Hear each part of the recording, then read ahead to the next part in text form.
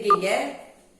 நான் இன்னைக்கு ஒரு கார பணியாரம், அதாவது கார போண்டா அது செய்து காட்டுறேன். இது எங்க மாமியார் செய்யக்கூடிய ஒரு டிஷ்ஷு. நெல் வயல அறுத்த உடனே உங்களுக்கு புது நெல் வீட்டுக்கு கொண்டு வருவாங்க. அதை அந்த காலத்துல எல்லாம் நெல் அவிச்சு அதை குத்தி அதை ஒரு நல்ல நாள் பார்த்து ஒரு பலகாரமும் செஞ்சிருவாங்க. அது எங்க மாமியார் பதுவா செய்வாங்க. அந்த இதுல நான் உங்களுக்கு இப்ப நான் செய்து காட்டுறேன். ஆனா அவங்க இந்த வெங்காயம் எதுவும் போட மாட்டாங்க. நான் 2 கப்பு புழுங்கல் அரிசியும் ஒரு 3/4 கப்பு துவரம் பருப்பும் ஒரு 2 மணி நேரம் ஊற வச்சு எடுத்து வச்சிருக்கேன். 2 பச்சை மிளகாவும் ஒரு 2 காஷ்மீர் சில்லி. இது உங்களுக்கு கலர் கொடுக்கும், காரம் அவ்வளவா இருக்காது. தண்ணியை வடிகட்டிட்டு கொர கொரன்னு அரைச்சிட்டு வந்துடுவோம். பாருங்க, இப்படி கொர கொரான்னு இப்போ அரைச்சிட்டு வந்துட்டேன். இப்போ இது காயம்,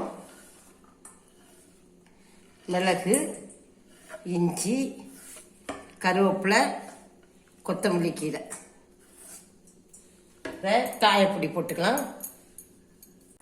தேவையான அளவு உப்பு போட்டு எல்லாம் நல்லா கலந்து விட்டுக்கலாம். இப்போ மாவு நமக்கு இந்த பதத்தில் இருக்கணும். ரொம்ப கட்டியாகவும் இருக்கக்கூடாது, அதே சமயத்தில் ரொம்ப தளர்வாகவும் இருக்கக்கூடாது. நம்ம எண்ணெயில் போட்டு இப்படி பொரிக்கிறதுக்கு ஏற்ற மாதிரி இப்படி பாருங்கள், இந்த பதத்தில் இருக்கணும்.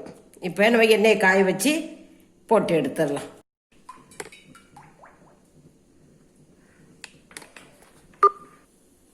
எண்ணெய் நல்லா காஞ்ச பிறகு தீயை கொஞ்சம் மிதமாக வச்சுக்கலாம். ஏன்னா அப்போதான் உங்களுக்கு உள்ள வெந்துடும், இல்லாட்டினா வெளியில கருகி வந்துடும், உள்ள வேகாம ஆயிரும்.